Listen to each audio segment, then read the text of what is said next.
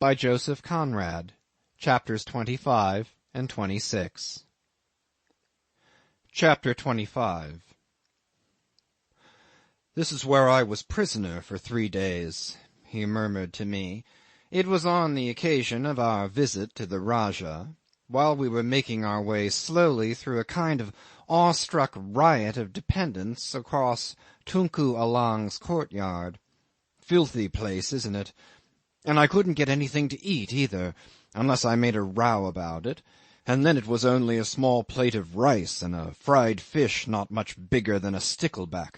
Confound them! Jove!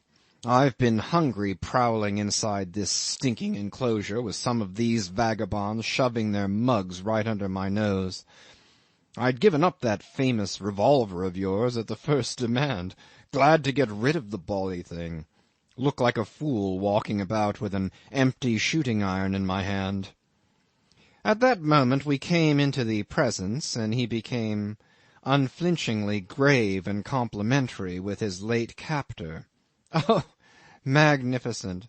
I want to laugh when I think of it. But I was impressed, too. The old disreputable Tunku Allang could not help showing his fear.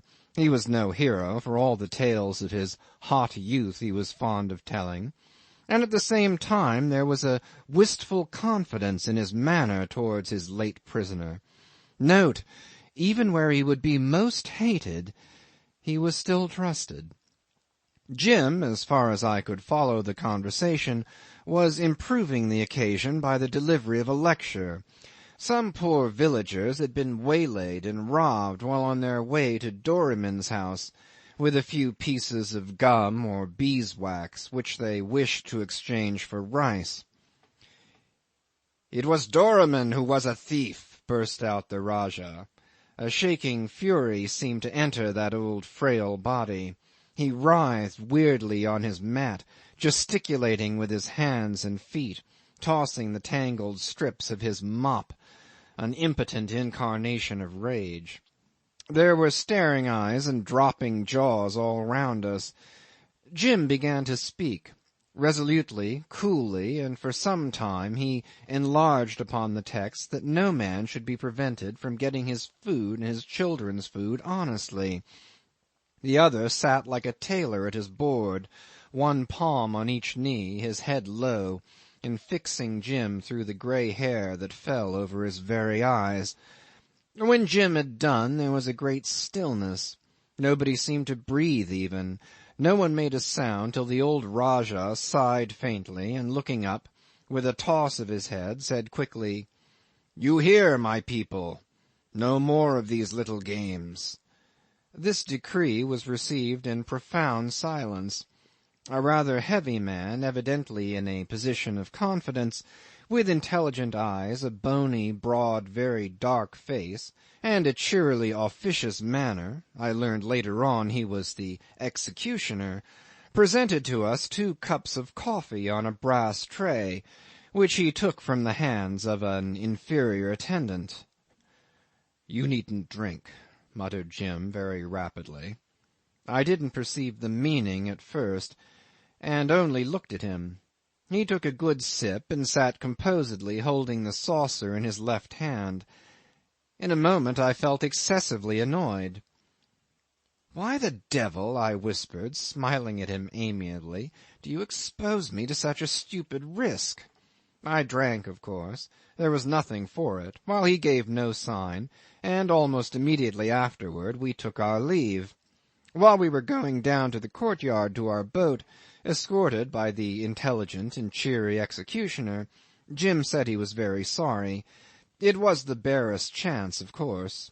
Personally he thought nothing of poison, the remotest chance. He was, he assured me, considered to be infinitely more useful than dangerous, and so... "But the Rajah is afraid of you abominably. Anybody can see that," I argued, with, I own, a certain peevishness, and all the time watching anxiously for the first twist of some sort of ghastly colic. I was awfully disgusted.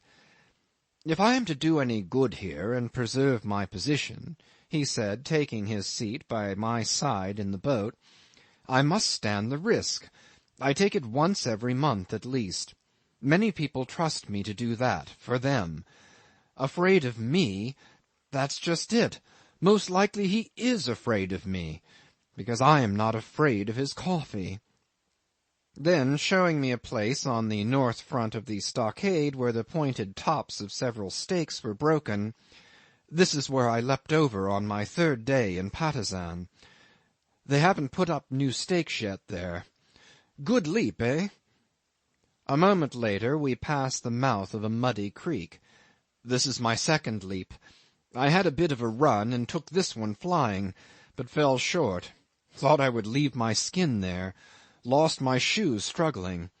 And all the time I was thinking to myself how beastly it would be to get a jab with a bally long spear while sticking in the mud like this.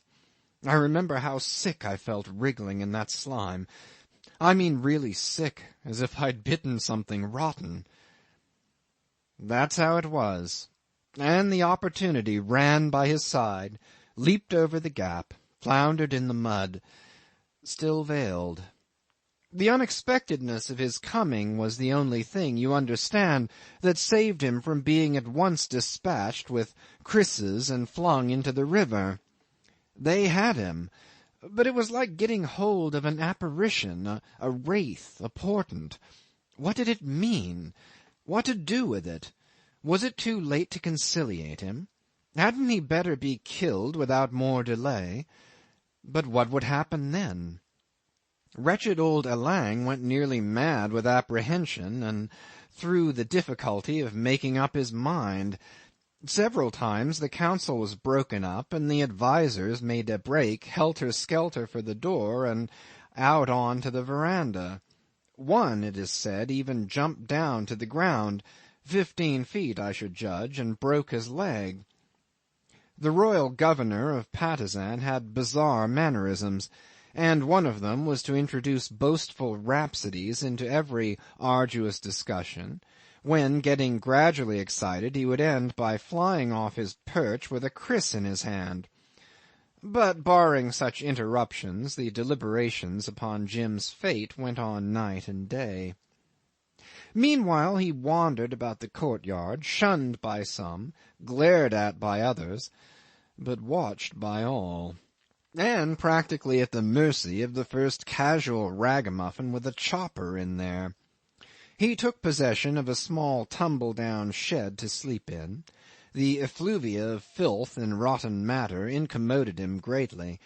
It seems he had not lost his appetite, though, because, he told me, he had been hungry all the blessed time. Now and again some fussy ass, deputed from the council-room, would come out running to him, and in honeyed tones would administer amazing interrogatories. Were the Dutch coming to take the country? Would the white man like to go back down the river? What was the object of coming to such a miserable country? The Rajah wanted to know whether the white man could repair a watch. They actually did bring out to him a nickel clock of New England make, and out of sheer unbearable boredom he busied himself in trying to get the alarm to work. It was apparently when thus occupied in his shed that the true perception of his extreme peril dawned upon him. He dropped the thing, he says, like a hot potato, and walked out hastily without the slightest idea of what he would or indeed could do. He only knew that the position was intolerable. He strolled aimlessly beyond a sort of ramshackle little granary on posts, and his eyes fell upon the broken stakes of the palisade. And then, he says, at once, without any mental process, as it were, without any stir of emotion, he set about his escape, as if executing a plan matured for a month. He walked off carelessly to give himself a good run, and when he faced about there was some dignitary with 2 spearmen in attendance close at his elbow and ready with a question. He started off from under their very nose, went over like a bird, and landed on the other side with a fall that jarred all his bones and seemed to split his head. He picked himself up instantly, He never thought of anything at the time. All he could remember, he said, was a great yell. The first houses of Patusan were before him, 400 yards away. He saw the creek, and, as it were, mechanically put on more pace. The earth seemed fairly to fly backwards under his feet. He took off from the last dry spot, felt himself flying through the air, felt himself without any shock planted upright in an extremely soft and sticky mud bank. It was only when he tried to move his legs, and found he couldn't, that, in his own words, he came to himself. He began to think of the bally long spears. As a matter of fact, considering that the people inside the stockade had to run to the gate, then get down to the landing place, get into boats, and pull round a point of land, he had more advance than he imagined. Besides, it being low water, the creek was without water. You couldn't call it dry, and practically he was safe for a time from anything but a very long shot, perhaps. The high, firm ground was about 6 feet in front of him. "I thought I would have to die there all the same," he said. He reached and grabbed desperately with his hands, and only succeeded in gathering a horrible, cold, shiny heap of slime against his breast, up to his very chin. It seemed to him that he was burying himself alive. And then he struck out madly, scattering the mud with his fists. It fell on his head, on his face, over his eyes, into his mouth. He told me that he remembered suddenly the courtyard as you remember a place where you had been very happy years ago. He longed, so he said, to be back there again. Mending the clock. Mending the clock. That was the idea. He made efforts, tremendous, sobbing, gasping efforts, efforts that seemed to burst his eyeballs in their sockets and make him blind, and culminating into one mighty supreme effort in the darkness to crack the earth asunder, to throw it off his limbs. And he felt himself creeping feebly up the bank. He lay full length on the firm ground, and saw the light, the sky. Then, as a sort of happy thought, the notion came to him that he would go to sleep. He will have it that he did actually go to sleep, that he slept, perhaps for a minute, perhaps for 20 seconds, or only for 1 second. But he recollects distinctly the violent convulsive start of awakening. He remained lying still for a while, and then he arose muddy from head to foot, and stood there, thinking he was alone of his kind for hundreds of miles, alone with no help, no sympathy, no pity to expect from any one, like a hunted animal. The first houses were not more than 20 yards from him, and it was the desperate screaming of a frightened woman trying to carry off a child that started him again. He pelted straight on in his socks, beplastered with filth out of all semblance to a human being. He traversed more than half the length of the settlement. The nimbler women fled right and left, the slower men just dropped whatever they had in their hands and remained petrified with dropping jaws. He was a flying terror. He says he noticed the little children trying to run for life, falling on their little stomachs and kicking. He swerved between 2 houses up a slope, clambered in desperation over a barricade of felled trees, there wasn't a week without some fight in Patusan at that time, burst through a fence into a maize patch where a scared boy flung a stick at him, blundered upon a path, and ran all at once into the arms of several startled men. He had just breath enough to gasp out, "Doramin! Doramin!" He remembers being half carried, half rushed to the top of the slope, and in a vast enclosure with palms and fruit trees, being run up to a large man sitting massively in a chair in the midst of the greatest possible commotion and excitement. He fumbled in mud and clothes to produce the ring, and finding himself suddenly on his back, wondered who had knocked him down. They had simply let him go, don't you know, but he couldn't stand. At the foot of the slope random shots were fired, and above the roofs of the settlement there rose a dull roar of amazement. But he was safe. Doramin's people were barricading the gate and pouring water down his throat. Doramin's old wife, full of business and commiseration, was issuing shrill orders to her girls. "The old woman," he said softly, "made a to-do over me as if I'd been her own son. They put me into an immense bed, her state bed, and she ran in and out, wiping her eyes to give me pats on the back. I must have been a pitiful object. I just lay there like a log, for I don't know how long." He seemed to have a great liking for Doramin's old wife. She, on her side, had taken a motherly fancy to him. She had a round, nut-brown, soft face, all fine wrinkles, large, bright red lips (she chewed betel assiduously), and screwed-up, winking, benevolent eyes. She was constantly in movement, scolding busily and ordering unceasingly a troop of young women with clear brown faces and big grave eyes, her daughters, her servants, her slave girls. You know how it is in these households, it's generally impossible to tell the difference. She was very spare, and even her ample outer garment, fastened in front with jewelled clasps, had somehow a skimpy effect.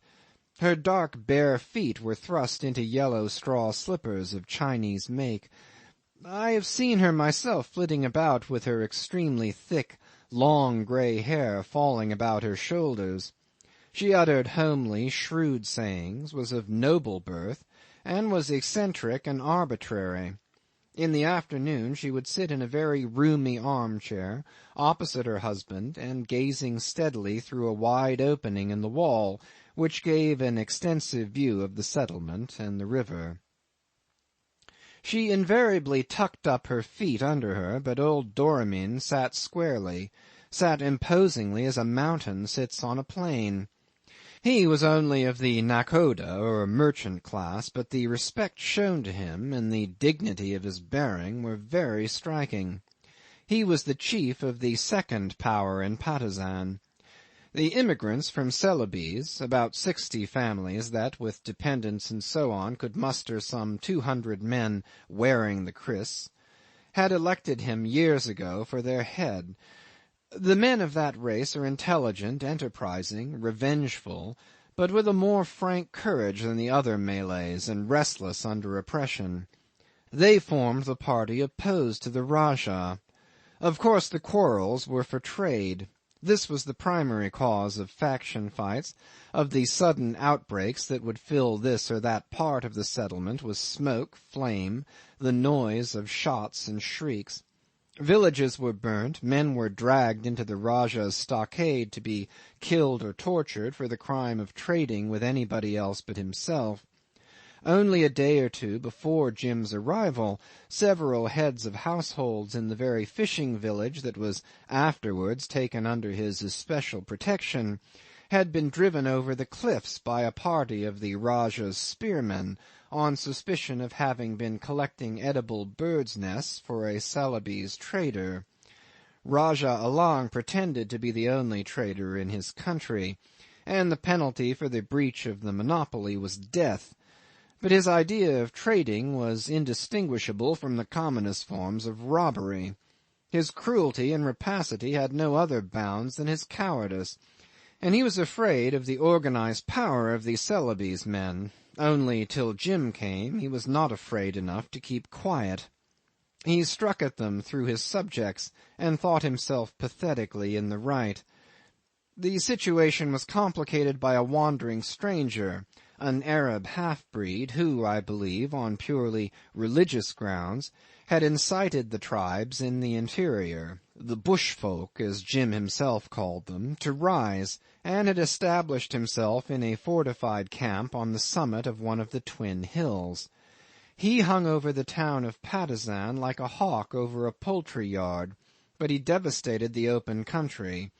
Whole villages, deserted, rotted on their blackened post over the banks of clear streams, dropping piecemeal into the water the grass of their walls, the leaves of their roofs, with a curious effect of natural decay, as if they had been a form of vegetation stricken by a blight at its very root. The two parties in Patusan were not sure which one this partisan most desired to plunder. The Rajah intrigued with him feebly. Some of the Bugis settlers, weary with endless insecurity, were half inclined to call him in. The younger spirits amongst them, chafing, advised to get Sherif Ali with his wild men and drive the Rajah Allang out of the country. Doramin restrained them with difficulty. He was growing old, and, though his influence had not diminished, the situation was getting beyond him. This was the state of affairs when Jim, bolting from the Rajah's stockade, appeared before the chief of the Bugis, produced the ring, and was received, in a manner of speaking, into the heart of the community. Chapter 26. Doramin was one of the most remarkable men of his race I had ever seen. His bulk for a Malay was immense, but he did not look merely fat. He looked imposing, monumental. This motionless body, clad in rich stuffs, coloured silks, gold embroideries, this huge head enfolded in a red and gold head kerchief, the flat, big, round face, wrinkled, furrowed, with two semicircular heavy folds starting on each side of wide, fierce nostrils, and enclosing a thick-lipped mouth, the throat like a bull, the vast corrugated brow overhanging the staring, proud eyes, made a whole that once seen can never be forgotten. His impassive repose, he seldom stirred a limb when once he sat down, was like a display of dignity. He was never known to raise his voice. It was a hoarse and powerful murmur, slightly veiled as if heard from a distance. When he walked, two short, sturdy young fellows, naked to the waist, in white sarongs and with black skull-caps on the backs of their heads, sustained his elbows. They would ease him down and stand behind his chair till he wanted to rise, when he would turn his head slowly, as if with difficulty, to the right and to the left. Then they would catch him under his armpits and help him up. For all that, there was nothing of a cripple about him. On the contrary, all his ponderous movements were like manifestations of a mighty deliberate force. It was generally believed he consulted with his wife as to public affairs, but nobody, as far as I know, had ever heard them exchange a single word. When they sat in state by the wide opening, it was in silence. They could see below them in the declining light the vast expanse of the forest country, a dark sleeping sea of sombre green undulating as far as the violet and purple range of the mountains, the shining sinuosity of the river like an immense letter S of beaten silver, the brown ribbon of houses following the sweep of both banks, overtopped by the twin hills uprising above the nearer tree-tops. They were wonderfully contrasted. She, light, delicate, spare, quick, a little witch-like, with a touch of motherly fussiness in her repose. He, facing her, immense and heavy, like a figure of a man roughly fashioned of stone, with something magnanimous and ruthless in his immobility. The son of these old people was a most distinguished youth. They had him late in life. Perhaps he was not really so young as he looked. 4 or 25 is not so young when a man is already father of a family at 18. When he entered the large room, lined and carpeted with fine mats, and with a high ceiling of white sheeting, where the couple sat in state surrounded by a most deferential retinue, he would make his way straight to Doramin to kiss his hand, which the other abandoned to him majestically, and then would step across to stand by his mother's chair. I suppose I may say they idolized him, but I never caught them giving him an overt glance. Those, it is true, were public functions. The room was generally thronged.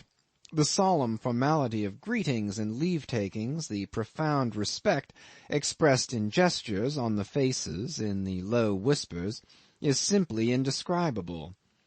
"It's well worth seeing," Jim had assured me while we were crossing the river on our way back. "They are like people in a book, aren't they?" he said triumphantly.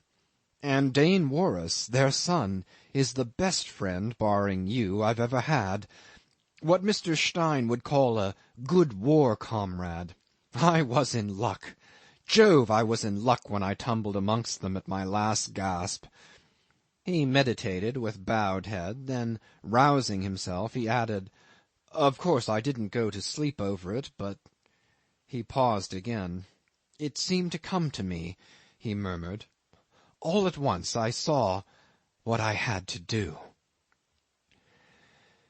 There was no doubt that it had come to him, and it had come to him through war too, as is natural, since this power that came to him was the power to make peace. It is in this sense alone that might so often is right. You must not think he had seen his way at once. When he arrived the Bugis community was in a most critical position. "They were all afraid," he said to me, "each man afraid for himself, while I could see as plain as possible that they must do something at once, if they did not want to go under one after another, what between the Rajah and that vagabond Sherif." But to see that was nothing. When he got his idea, he had to drive it into reluctant minds, through the bulwarks of fear, of selfishness. He drove it in at last. And that was nothing. He had to devise the means. He devised them, an audacious plan, and his task was only half done. He had to inspire with his own confidence a lot of people who had hidden and absurd reasons to hang back. He had to conciliate imbecile jealousies and argue away all sorts of senseless mistrusts.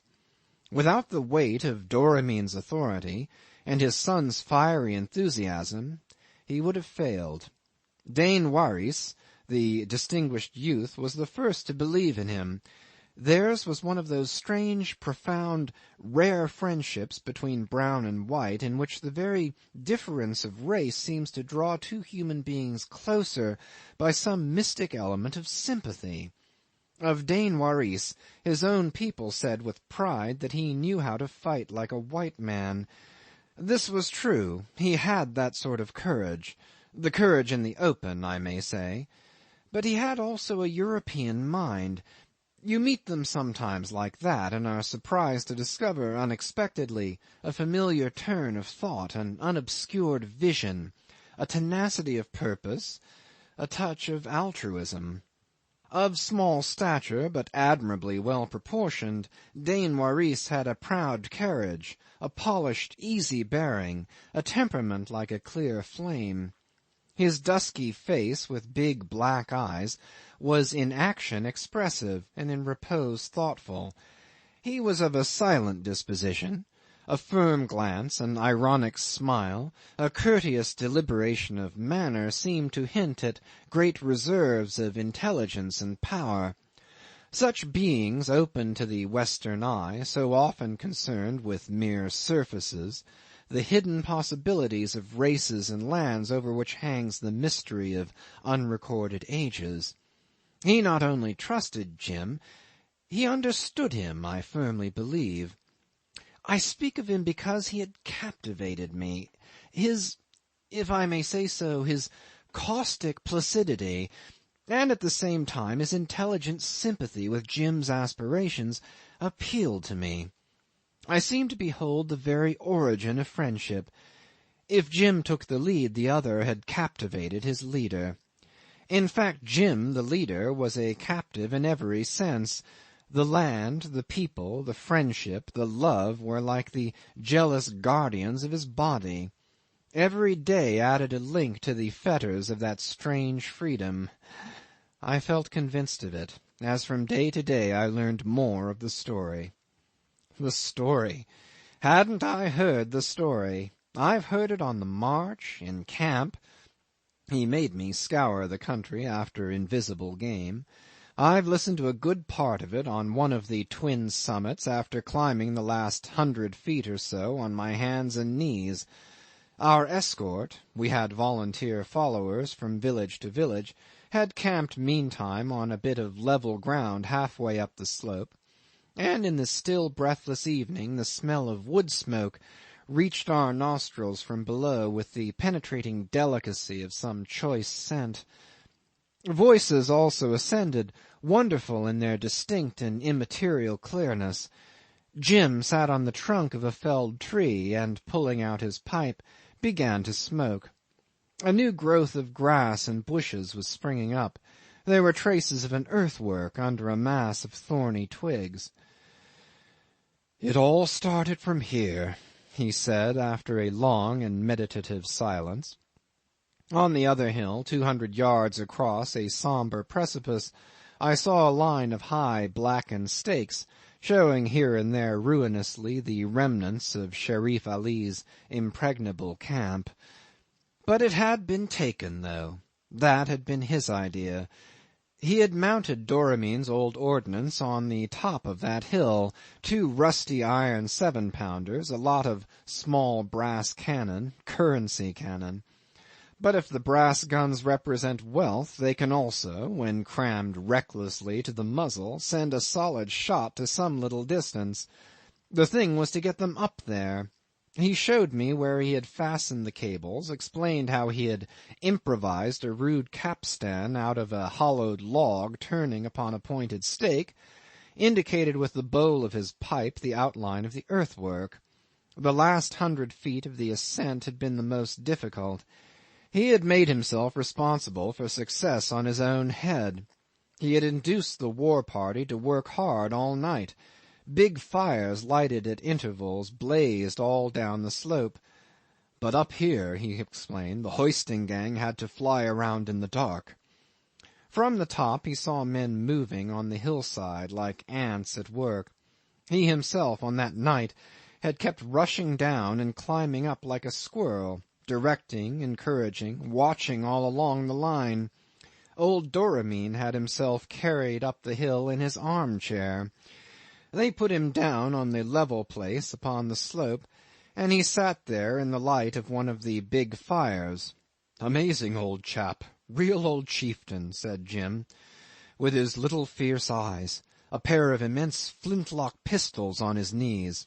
Magnificent things, ebony, silver-mounted, with beautiful locks, and calibre like an old blunderbuss. A present from Stein, it seems, in exchange for that ring, you know. Used to belong to good old McNeil. God only knows how he came by them." There he sat, moving neither hand nor foot, a flame of dry brushwood behind him, and lots of people rushing about, shouting and pulling round him. The most solemn, imposing old chap you can imagine. He wouldn't have had much chance if Sherif Ali had let his infernal crew loose at us and stampeded up my lot, eh? Anyhow, he had come up there to die if anything went wrong. No mistake. Jove, it thrilled me to see him there, like a rock. But the Sherif must have thought us mad, and never troubled to come up to see how we got on. Nobody believed it could be done. Why, I think the very chaps who pulled and shoved and sweated over it did not believe it could be done. Upon my word, I don't think they did. He stood erect, the smouldering briar-wood in his clutch, with a smile on his lips and a sparkle in his boyish eyes.